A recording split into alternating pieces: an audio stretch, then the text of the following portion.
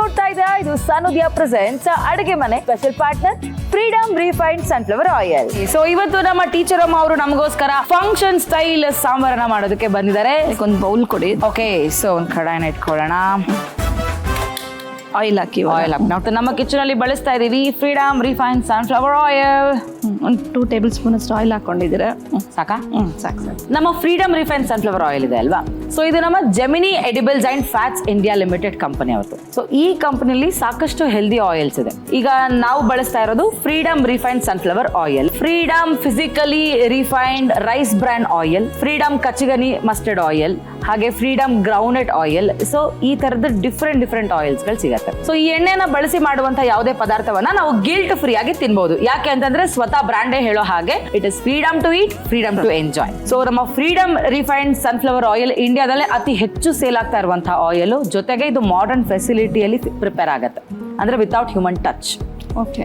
So ಇನ್ನೊಂದು speciality ಏನಪ್ಪಾ ಅಂತಂದ್ರೆ ಕಡಿಮೆ ಆಯಿಲ್ ಬಳಸಿ ಜಾಸ್ತಿ ಕುಕ್ ಮಾಡ್ಬೋದು. ಇದು ನಮ್ಮ ಫ್ರೀಡಮ್ ಅವರ ಸ್ಪೆಷಾಲಿಟಿ. ಓಕೆ, ಸೊ ಇವಾಗ ನಮ್ಮ ಟೀಚರ್ ಅಮ್ಮ ಕೂಡ ಇದೇ ಆಯಿಲ್ ಬಳಸ್ತಾ ಇದ್ದಾರೆ. ಈಗ ಆಯಿಲ್ ಬಿಸಿ ಆಗಿದೆ, ಸ್ವಲ್ಪ ಸಾಕು. ಸ್ವಲ್ಪ ಮೆಂತ್ಯ, ಒಂದು ಬೌಲ್, ಒಂದು ದೊಡ್ಡ ಈರುಳ್ಳಿನ ಕಟ್ ಮಾಡಿ ಇಟ್ಕೊಂಡಿದ್ದೇನೆ, ಖಾರ ಆಗುತ್ತೆ.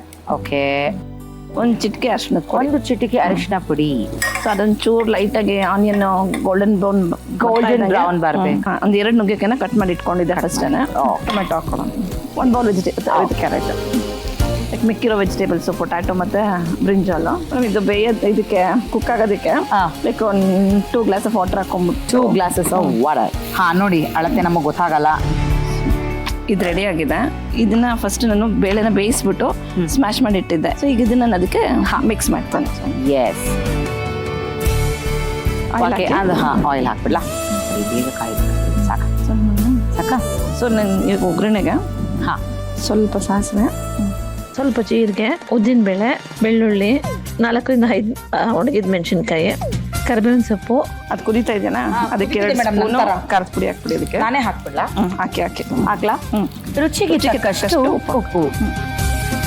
ಇದು ಹುಣಸೆ ಹಣ್ಣೆನ ಕಲಿಸ್ಬಿಟ್ಟು ಇದು ಮಾಡಿ ಇಟ್ಕೊಂಡಿದ್ದೆ. ಲೈಕ್ ಈಗ ಒಗ್ಗರಣೆ ಮಾಡ್ಕೊಂಡಲ್ಲ, ಅದನ್ನ ಇದಕ್ಕೆ ಹಾಕ್ತಾ ಇದ್ದೀನಿ.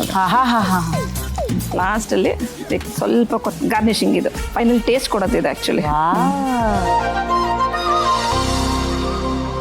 ನಾಯನವ್ರೆ, ಈಗ ಫಂಕ್ಷನ್ ಸ್ಟೈಲ್ ಸಾಂಬಾರ್ ರೆಡಿ ಆಗಿದೆ.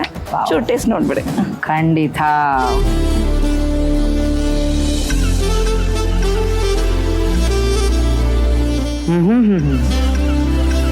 ನಿಜವಾಗ್ಲೂ from bottom of my heart ಸಕ್ಕದಾಗಿದೆ ಸಾಂಬಾರ್.